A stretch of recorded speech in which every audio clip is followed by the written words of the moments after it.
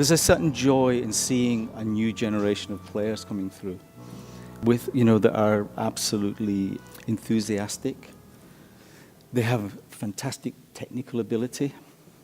And it was, for me, so refreshing to see this generation of musicians who were so open-minded, so responsive, so good-humored, and had this wonderful artistry. The number of people working behind the scenes that make this project possible, especially my good friends William and Jaime, who are not just sound engineers, but are artists in their own field, which is computer music. And they've created an incredible environment for working in sound. And that skill enabled me to facilitate the video work on Friday's performance. So James gave me some small but compelling conceptual starting points. And from those, I tried to work through a very specific pathway of images. And the first conceptual thing is obviously the river, the 9 rivers, and the river that's a cutting mechanism for a city. It cuts a city in half, but also connects different parts of it. And then I wanted to move into a geometric variation with circles, so the drain pipe coming out of the canal wall is then the bass drum in the center of the screen.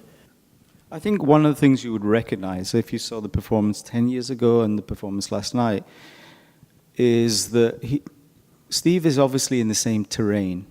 He obviously has the same map, but different things happen to him between certain points and in the map itself. And this is Steve's version of the score. The score has every single thing that a musician needs to know is written down. What pitch to play, when to play it, how loud to play it, what kind of attack to give. The score is really, really full of information. That having been said, every piece of music changes with the environment it's presented in. It changes with respect to people who are listening.